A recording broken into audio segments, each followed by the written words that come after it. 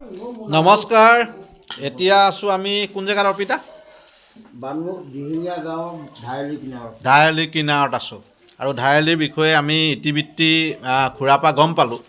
এতিয়া মেইন কথাটো হৈছে আমি আছোঁ সন্মানীয় বলোৰাম চুতীয়াদেৱৰ ঘৰত।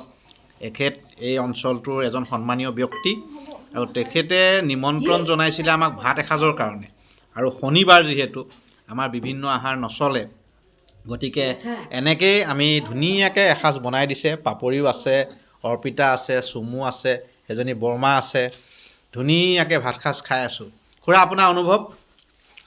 মোৰ অনুভৱ কি ক'ম আৰু হয়, অনুভৱটো মোৰ এনেকুৱালৈ নিজৰ অনুভৱ এটা আহে আৰু হয় হয় হয় সেইটো কাৰণে আমন্ত্ৰণ দিলোঁ। হয় আৰু মই এনেই কিন্তু চিৰিয়েলবিলাক চাই থাকোঁ কাৰণে হয় মই মানে আমাৰ কি বুলি ক'ব চবে মণি বৌ বুলি মাতে কাৰণে ময়ো সেইদিনা মণি বৌ বুলিয়ে মাতিম।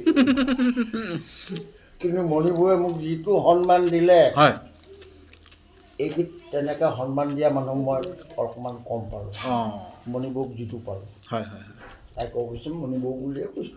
হয় হয় হয় পটককৈ ইমানখন সমাজৰ মাজত খাৰা হৈ আছোঁ, হয় মোৰ কাষতে খাৰা হৈ আছে হয় থাকোঁতেই বোলো অঁ মণিবৌ নি মণিবৌয়ে মোক যিটো ৰিগাৰ্ড দিলে তললৈ হাউলি হয় মই সেইটো জীৱনত কেতিয়াও নাপাহৰোঁ। হয় মই সেইটো কাৰণে মণিবৌক ক'লোঁ যে হয় এখন নাটক লিখিম, আমি জীয়াই থাকিম, হয় আমি কাৰো অস্ত্ৰ নহওঁ। অঁ এয়া খুৰা আৰু খুৰা ঘৰত এয়া সুন্দৰকৈ কেনেকুৱা লাগিছে অৰ্পিতা? তুমি কি ক'বা?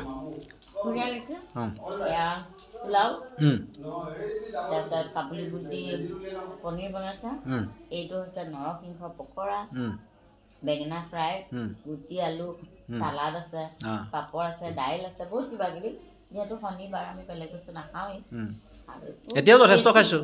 অঁ বহুত নিৰামিষ যদিও বহুত বেছি পুৰা টেষ্টি হৈছে খাবলৈ আৰু ভাল লাগিছে। খুৰাই আচলতে মোক ভাত খাবলৈ আজি 4 দিনমান হ'ল মাতি আছে, কিন্তু মইহে সময় মিলাব পৰা নাই। সদায় ফোন কৰে ভাত খাবলৈ, গতিকে মিলাব পৰা নাই। গতিকে আজি সময়টো মিলাই আহিলোঁ আৰু খুৰাই সেইদিনা মোৰ কাষতে আছিলে। ইমান ধুনীয়াকৈ আমি কথা বতৰা পাতিলোঁ, ধুনীয়া লাগে। মোৰ 3খন নাটক চাইছে, মোক উৎসাহ জগাইছে, আশীৰ্বাদ দিছে, তাৰ কাৰণে মই বহুত ধন্যবাদ দিছোঁ খুৰা। আৰু ভগৱানৰ ওচৰত প্ৰাৰ্থনা কৰিছোঁ খুৰা দীৰ্ঘায়ু হওক।